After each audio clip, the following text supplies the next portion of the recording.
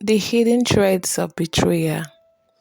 In the heart of Lagos, where the city's chaos and vibrancy collided, lived a woman named Titi.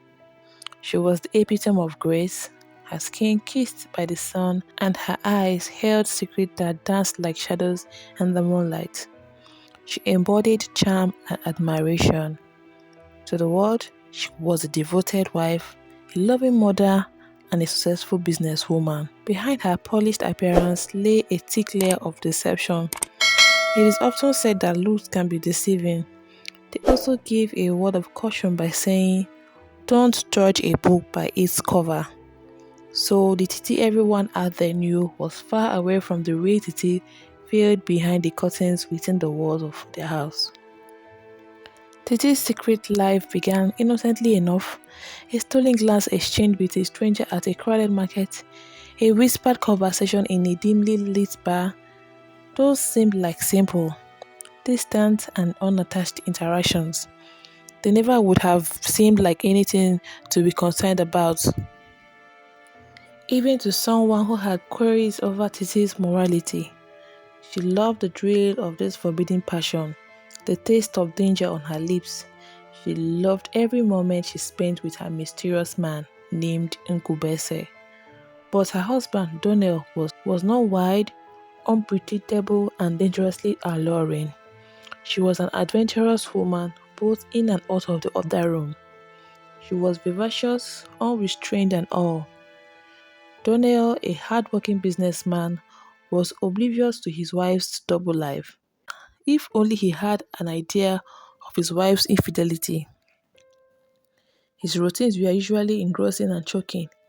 He would leave for his business as early as possible and get back home sometimes when the kids had already slept for the day.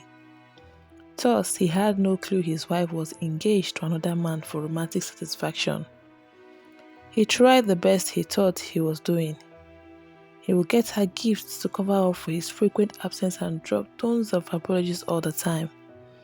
If only he had known that he did not fill the romantic void created in her heart. Then he was not really very good in the other room. She would always complain to herself how his romance life was so whack. On his part, Donnell believed in love, fidelity, and the sanctity of marriage. Their home was adorned with family photos, their bed sheets still warm from shared dreams.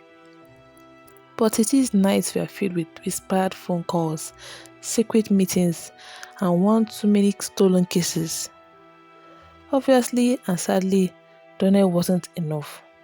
She would use every opportunity to get out of her husband's house for an encounter with primarily Nkubese as well as other lovers. It was like a cancer that has eaten up her system organ vital for her survival. She would feel remorse and try to stop, but the urge would defeat her, getting her better side. She was crafty, concealing the cause of her life from her adorable husband. Well, as the month passed, Titi's guilt grew heavier. She tried to have a rethink of her life. The cheating wife during the day, when her husband would be at his business place, she would be running around town in hotels with her lovers. The dutiful wife at night, but the threads of her deception began to unravel. She missed family gatherings, forgot her daughter's school events, and grew distant from Donnell. Her heart ached with every lie, every betrayal. She was only a human after all. So at some point, her defenses and schemes crumbled. One fateful evening, as rain pelted the city's streets, Titi returned home late. Her clothes clung to her skin, her hair messed up. Tony was waiting, his eyes a storm of hurt and suspicion. He had followed her, piecing together the fragments of her secret life. As it is usual with life, rumors seeped into him. One day, a neighbor called him to lament that he was extremely sad what Titi was doing to him. He was too nice to her to have her treat him that way. He told him of how the woman was a face in all the lodges and hotels around town. Donnell set out to see for himself. His investigation confirmed his sad fears. The truth hung heavy in the air, like the scent of rain before a thunderstorm. Titi, Donna's voice trembled. Who is he? She tried to deny it, to weave another layer of deception. But Donna told her how he was at the hotel she was with her lover and how he saw them kissing and hugging themselves at the reception. Her secret life laid bare. Tears blurred Titi's vision. I never meant for this to happen, she whispered. Ikubese, he made me feel alive. Donna's anger was a tempest. He felt his emotions shattered. It was as though someone smashed his heart against a rock and it broke beyond fixing. He shouted, he wept, he tore at his own heart. Alive, he spat. And what about us? Our vows, our daughter and son? Titi's betrayal echoed through their home, shattering the fragile illusion they had built. An illusion because how was their entire life together a reality after all? She confessed everything. The daytime meetings, the lies, the stolen kisses. Donald listened, his face a mask of pain. You have destroyed us, he said, his voice raw. Our love was real, Titi, but you chose this secret life over us. Now look at us. The rain outside matched the storm within. Titi begged for forgiveness, but Donna's heart had turned to stone. The transformation was more than a metamorphosis, like a caterpillar turning into a butterfly. He packed his bags, took his daughter and son, and left. Titi watched them go, and her soul turned between love and desire.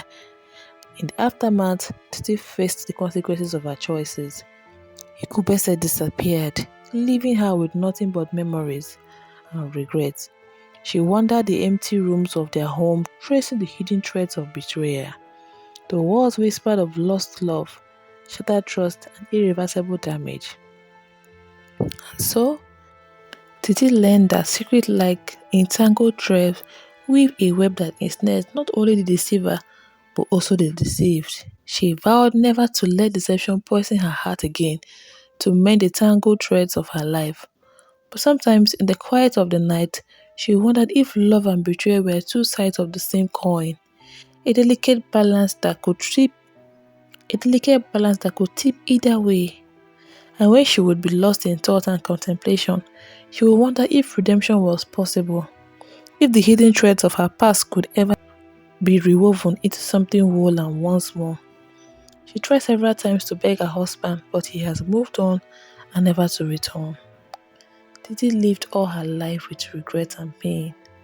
So sad for her. And so, dear viewers, the moral of the story is nothing beats fidelity in a marriage union. Stay faithful to your partner.